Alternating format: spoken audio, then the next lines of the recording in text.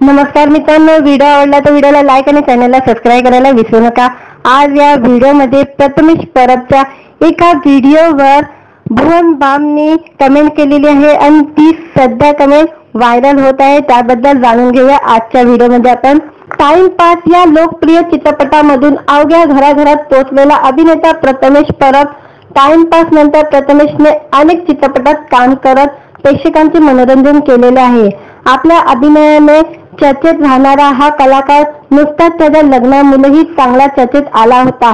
अशात आता तो त्याच्या आगामी सिरीजमुळे पुन्हा एकदा चर्चेत आलेला आहे। टाइमपास चित्रपटातून घराघरात लोकप्रिय झालेला प्रथमेश परब आता नव्या सिरीजमध्ये झळकणार आहे। भुवन बाम आणि श्रेया पेलगावकर यांची प्रमुख भूमिका असलेला ताजा खबर ही सिरीज गेल्या वर्षी प्रेक्षकांच्या भेटीला आली होती। आता लवकरच या सिरीजचा दुसरा भाग प्रदर्शित होणार आहे। यामध्ये अभिनेता प्रथमेश परब महत्त्वाच्या भूमिकेत झळकणार आहे। ताजा खबर 2च्या पहिल्या टीझर मध्ये प्रेक्षकांना प्रथमेशची झलक पाहायला मिळाली आहे। प्रथमेशने नुकताच ताजा खबर 2च्या मेकअप पार्टी केलेल्या लुक मध्ये एक व्हिडिओ सोशल मीडियावर शेअर केलेला आहे। यावर चक्क भुवनने कमेंट करत प्रथमेशच्या बायकोला टॅग केलेले आहे। अभिनेत्याने नेमकं काय म्हटलंय ते जाणून घेऊ।